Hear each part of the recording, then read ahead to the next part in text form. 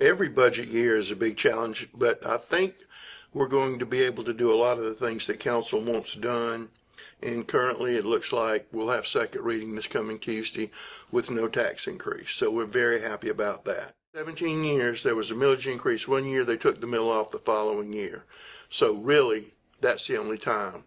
And hopefully, third reading, we've still got some tinkering to do, minor tinkering to do, but that's where we are right now. Are there any new challenges or just the same stuff every year? Same stuff every year, the very same stuff. We're trying to make sure that we support council, supports the sheriff's department, and they always have and they always will. They're also having an initiative to add more money to the new solicitor. They're trying cases and getting people through the system, which relieves the pressure on the jail, and several other initiatives like that. A lot of things that we do in the social service area really is not in the budget. It comes from grant funds or funds earmarked for certain projects. Like mental health court. Yeah, things like that. So right now, knock on wood, we're doing pretty good. Law and order and law enforcement, you mentioned solicitor's office, that's a huge part of the budget. About half of the budget, off the top of my head, about half the budget goes to that.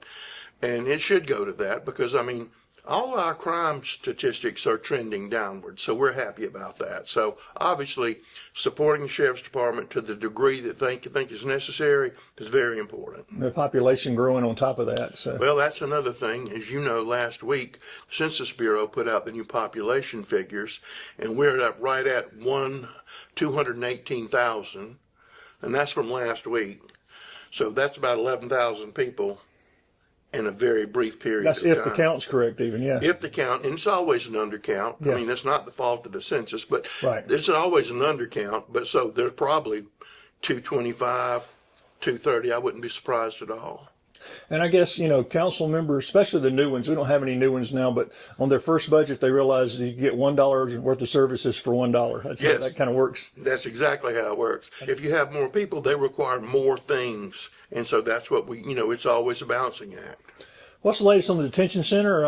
Any new cost estimates? And is it still on track to end? No new cost estimates. Everything's still exactly where it should be. They're probably a month or 2 months ahead, but then you get a period of rainy weather like that, and that slows them down a little bit. But the jail is underway. And it's still on schedule to be finished maybe the end of next year? Yes, absolutely. Still on schedule. I don't guess the campaign to ask people to behave would help until we get that. No, but because they won't. Are there employee raises in the new budget? Hopefully we're going to be able to give employee raises to keep up with the cost of living. And I think right now in the current budget it's there, and I'm pretty sure council's going to keep it there. Is council still kind of waiting on the final state budget to button down the county budget? Not really, because we pretty much know what aid to local subdivision is going to be. But I do wish that $1 billion surplus they had, they would dole some of that out to the counties. We could certainly use the help. They seem surprised to find that every year, don't they? Well, they have a group called Bureau of Economic Advisors, and they tell them how much money they have, and they revise it, all the time. So, we could use a handout. Will those lack of earmarks affect us this year? Yes. We had $5 million worth of earmarks in the budget for various recreational projects. That's what we've been using our earmarks for. That's $5 million that we won't get. Now, they're talking about next year to turn it into a competitive grants program. That's fine. We'll be happy to do that. But that hurts. It just hurts. And that money you mentioned, I know there's nothing on the horizon at all for this, but that money would be completely covered by hospitality tax in unincorporated areas, wouldn't it? Yes. $5 million. Yes. That the cities are all doing. I know we've been talking about roads forever, but everybody else is talking about roads, and so there's a reason for it. Where's the commission? Are all the seats filled yet? The county has appointed their 3. The city has appointed 1, and that person is in the process, as the law requires, picking out 2 other people to serve on that. We're going to be complete within our 30-day window that we need to do that. So everything is on track for that right now. And they'll craft the actual wording of the referendum? Well, they will be involved in crafting the wording of the referendum because, the state tells you exactly what you have to say in there pretty much. But they will be coming up with a list of roads that are going to be involved in the referendum, so you will know what you're voting on and which roads you're voting on. So it's county roads, municipal roads. And yeah. Is the SCDOT doing any more work in county roads right now? Yeah, they have several projects up at 85 and Clemson Boulevard. They're still working over there. We received an $11 million grant to help with the 81 interchange, so that should be getting underway pretty soon. That's going to be a major improvement to that. Yes, because and- that little short exit off of 81 is not enough. And that's what we're fixing. And if you go up to the new ANMED emergency facility up there, we're redoing all of that work up there with a variety of grants from the Anderson County Transportation Commission and also a large infusion of money from ANMED itself. They put a lot of money up there into those improvements. So really something going on with those three intersections. And that healthcare in that area has been needed. There's going to be a sheriff substation there and an Sheriff ambulance. and paramedic substation there, so we can have a stronger presence in the Powdersville Piedmont area. That's very important. Last week, county passed new laws aimed at protecting the runoff on waterways. It's confused a lot of people. What was the genesis of that, and remind people why that's so important? Well, what council did, and they voted unanimously for it, was to keep people from building right on a creek or a stream and to have a buffer. So if you have runoff, that area, 50 foot in some cases, 100 in others, it can almost filter itself out, keep the sediment, the trash, all of that out. So it's just a way to try to improve the water quality on streams in Anderson County and Lake Hartwell and Broadway Lake and all of the other places and the Saluda River. And people who live near there need to be reminded to stop using pesticides and other things that's going into our drinking water. It absolutely goes into our drinking water. Also, since last time we met, county's been in the process of having public meetings to identify and address dangerous areas for pedestrians and cyclists. Apparently, we have some of the highest rates of fatalities in the state. How long will it take to address those areas once the public meetings are finished and they identify them? We'll put that into a document. We still have another public hearing coming up here pretty quick. I don't remember the date off right top of my head. It's on our website.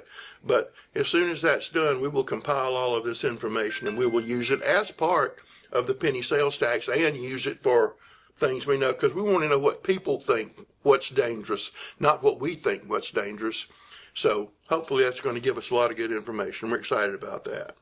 Land use and development and all, where are we at on the code right? How's Code that working? begun their work, but interesting thing is you've had three areas that have already got the necessary signatures Remind to me vote which for three zoning. those are.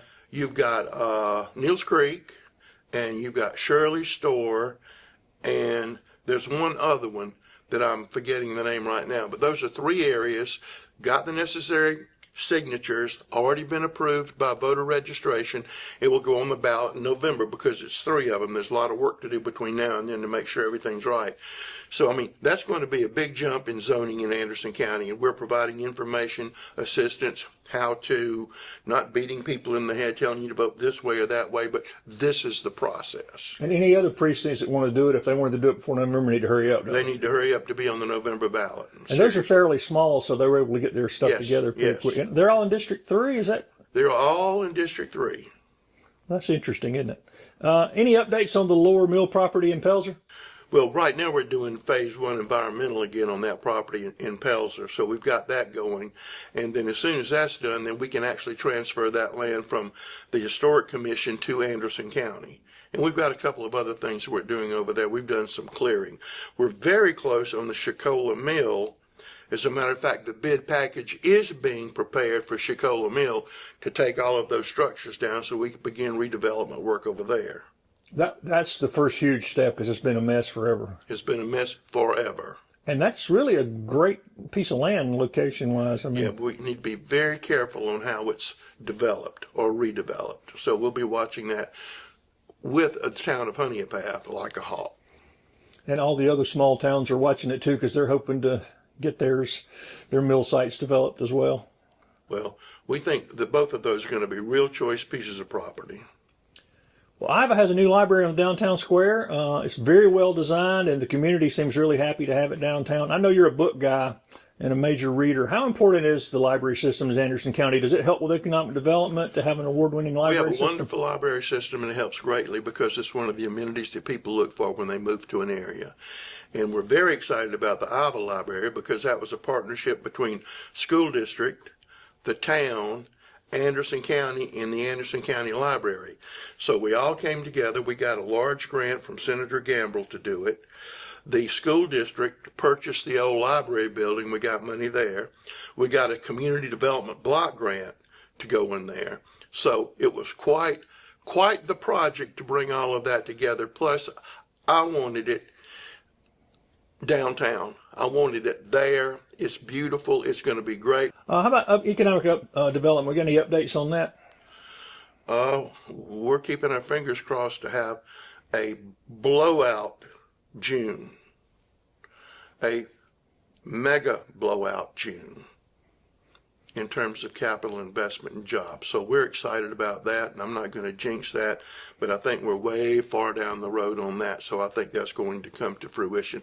Plus, we have some other ones, and we're excited about that. One thing that we're very excited about is we have reached 100,000 people employed in Anderson County. We've never hit 100,000 people employed in Anderson County, but we have for the last 3 months. That may not seem significant, but trust me, that is very significant. So if we say we got 217 and 100,000 people gainfully employed, that's pretty good. Well, and also, you don't expect, we did away with child labor, so you can't do that. Yeah, it's so far anyway. So far. When you look at those numbers that's put out by the South Carolina Unemployment, it gives you the workforce numbers, not the population. So the number of people that can work is nowhere near the 218 you're talking. It's about half that. Yeah. Because you got retired people, you got people with disabilities. And you got children and people like that. So 100,000 is significant benchmark for Anderson County. Which means we have less than 4,000 people of workforce age that are not working, right? I mean, out of that. So that's a pretty small percentage. Will that newly available space at the old Orion Rugs manufacturing plant draw attention? Yeah, you'll have somebody wanting to go in there. That location is good. Yeah, and space is a premium in Anderson County. That's a big space, too, isn't it? It is a big space. And every time somebody builds a spec building in Anderson County, it doesn't say spec building more than 2 minutes. So. Well, you and I remember when the county was trying to build spec buildings. Twice. Yeah, couldn't. We started to build one, and then a German company bought it before we could do it. We got our money back. Then we bought the land up there where Arthrex is, and we were getting ready to do that, and then somebody bought it Just from got the us. sign up. But all we had to do was prime the pump. Put a sign up. Put a sign up. We primed the pump. Boom. And we don't have to be involved in that anymore. What about the sewer project, Exit 14?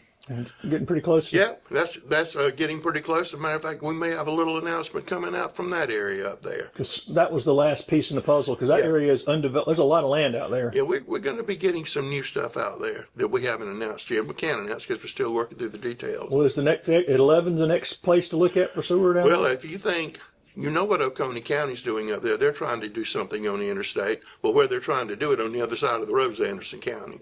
So we've had talks with them about doing stuff together up there. How about the joint Pendleton, Anderson, Clemson? That's going great. I mean, City of Clemson's a great partner. Town of Pendleton's a great partner. And the three of us, the three entities all work well together, and it's moving along great. We're really excited about that. It's a wonderful thing. Speaking of construction, is renovation of the courthouse still scheduled to be done by the end of the year? By December, hopefully. We have interesting things going on. We're trying to get the bell out of the clock tower. Right. And display it possibly at the museum or somewhere. So we have some interesting things this old building has caused us to do. So, but it's fun and it's coming along real well, and we're very pleased with the contractor. So all that's good. We'll have a new electronic bell system up there. Is that the plan? All of that stuff, and then we're going to have a new lighting system up there. We will even be able to send the bat signal over Anderson. Well, I was going to say that lighting has always been kind of weak on that clock. Well, it's not going to be weak anymore.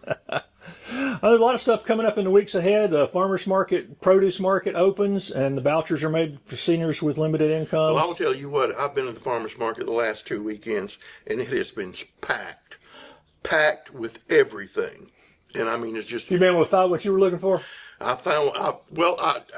didn't find what I was looking for. I had to go somewhere else, but I found plenty of other stuff.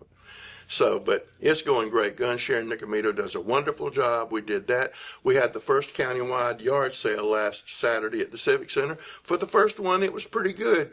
We had a lot of people show up, but I think we're going to probably do another one in the fall, and we're going to move it to the hill so everybody can see it. So we're excited about that. This won't play until after 12 o'clock today, but Upchurch, the country rapper, is going to be here on July 19th. He's going to be here the week before Rock the Country. So there's going to be a lot of places and a lot of different types of music for people to see out at the Civic Center and in the amphitheater. So much variety we've had in a while. Yeah, and we're stressing variety, and I think that we've achieved this with the number of people we got coming. And of course, the ultimate expression of that will be Celebrate Anderson with Kool and the Gang. Yes, with Kool and the Gang, and we're also going to have the large Jeep event out there at the same time, and across the road, the Anderson Cancer Association will be having their balloon event. So there's going to be a whole lot of things for people to do in Anderson over the summer. What's been upgraded at Dolly Cooper Park since last year? People know. Lighting and a whole lot of other things, a lot of amenities, making things easier to get around. We still have miles to go until Dolly Cooper looks like we wanted it to look, but we've come so far from just raw dirt. But we're looking forward to the Saluda River Rally. We had the River Ninjas go down Saturday, and they've cleared the way. And they said, there's still a lot of debris in that river from the hurricanes. That there's a four-wheeler if anybody wants it in the river, a couple of decks in the river, and all kinds of things, and lots of debris. But we've got a clear shot, clear passage. And I've encouraged them to tell the people who operate the dam to increase the water flow so that last 3 miles doesn't kill me dead. And that whole Saluda River, the access points are increasing as well now. Yeah, well, we got an update on the Piedmont Park, That's what I was which gonna they're ask. working right now. I mean, they're out there, well, maybe not today because it's raining, but they're out there working right now, and that's really taking shape. And we've also got another group that's coming in there to help us with that, to make that even go faster. I was going to say, was there any schedule in the Piedmont Park? Do we know? I would say about, not this summer, no. Right. But maybe around December, something like that.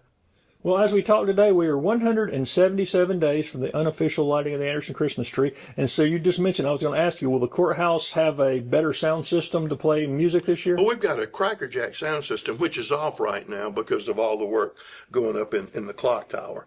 But yeah, we've got that. We're getting ready.